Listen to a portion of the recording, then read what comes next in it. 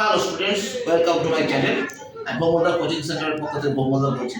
তোমাদের জন্য আরেকটা নতুন ভিডিও নিয়ে এসেছি। দেখো, আমার সব স্কুলে থার্ড সামেটিভের পরীক্ষা চলবে, তাই আমি আজকে থার্ড সামেটিভ ক্লাস 7 এর বেঙ্গলি সাজেশনটা দিয়ে দিচ্ছি তোমাদের। দেখো, বাংলা তো সাজেশন হয় না, সমস্ত গদ্য ভালো করে আগে পড়বে। লেখকের নাম, কবির নাম, মূল গ্রন্থগুলো দেখবে। দেখো, প্রথমে 2 মার্ক, 2, 3 আর 2 মার্কের মধ্যে এই প্রশ্নগুলো ইম্পর্টেন্ট পড়ে যাবে। ননিবালা দেবী পলাতক হলেন। ননিবালা দেবী পালিয়ে যেতে বাধ্য হয়েছিলেন কেন? তিনি পালিয়ে কোথায় গিয়েছিলেন? সেখানে তিনি কেন অসুখে আক্রান্ত হন? আজকের খেলাটা যে খুব জমবে তাতে সন্দেহ নেই।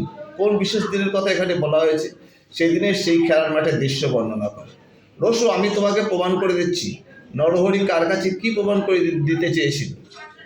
পুলিশ তৎপর হয়ে উঠল তাকে গ্রেপ্তার করতে। তাকে কেন গ্রেপ্তার করতে পুলিশ তৎপর হয়ে উঠেছিল? কার উপদেশের স্মৃতি পটলবাবুর অভিনয় সত্তাকে জাগিয়ে তুলল? উপদেশটি কি? এগুলো সব 2-3 নম্বরের প্রশ্ন। 5 নম্বরের প্রশ্নগুলো পড়বে। ননিবালা দেবী সবই অস্বীকার করতেন। ননিবালা দেবী কোন কথা অস্বীকার করতেন? তার ফলশ্রুতি কি হতো? কত আছে তোমার পকেটে? বক্তা কে, কাকে উদ্দেশ্য করে এই বক্তব্য করেছেন? এই বক্তব্যের কারণ কি? কি করেছেন পটলবাবু? পটলবাবুর কাজকর্মের পরিচয় দাও। আমার শনিতে রয়েছে ধ্বনিতে, আবার শনিতে রয়েছে ধ্বনিতে তার বিচিত্র সুর। কোন সুরের কথা বলা হয়েছে? তাকে বিচিত্র বলা হয়েছে কেন? কেন সে সুর কবির রঙে ধ্বনিত হয়? এরপর 3 মার্কসের সুর। 3 মার্কসের প্রশ্নগুলোর মধ্যে পড়বে। দেখো, এই যে কবিতায় ভারতভূমিকে পূর্ণতীর্থ বলা হয়েছে কেন? দিন ফুরলো কবিতায় ছেলেদের আক্ষেপের কারণ কি? জবাবটা জেনে নেব। তাকে কার কাছ থেকে জবাব দেওয়ার কথা বলা হয়েছে? নোট বই কী ধরনের লেখাতে ভরা? কবি যখন ছবি আঁকেন তখন কি কি ঘটনা ঘটে? এছাড়াও পড়বে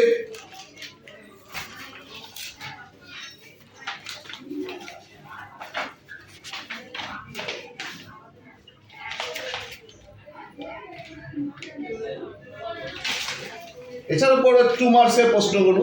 দেখো, হে রুদ্রবীণা বাজো বাজো বাজো। রুদ্রবীণা কি? কবি তার বেজে ওঠার প্রত্যাশী কেন?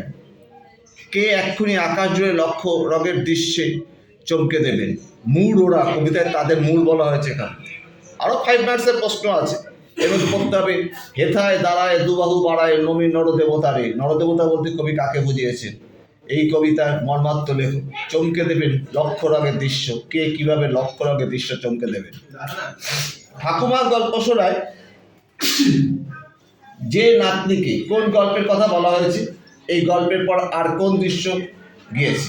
ভারততীর্থ কবিতায় মহাভারতের সাগর তীর বলতে কবি কি বুঝিয়েছেন? দিন ফুরলো কবিতাটির মর্মার্থ লেখ। আমাদের কাশি গিয়ে কাজ নেই বক্তাকে, তিনি কেন কাশি যেতে চেয়েছিলেন, পরে কেন যেতে চাইলেন না? 3 মার্কসের মধ্যে আরও প্রশ্ন আসতে পারে। সোনা কিভাবে মাকুকে কাঁদালো মাকু থেকে? সম কিভাবে জানোয়ারদের ওষুধ খাইয়েছিল?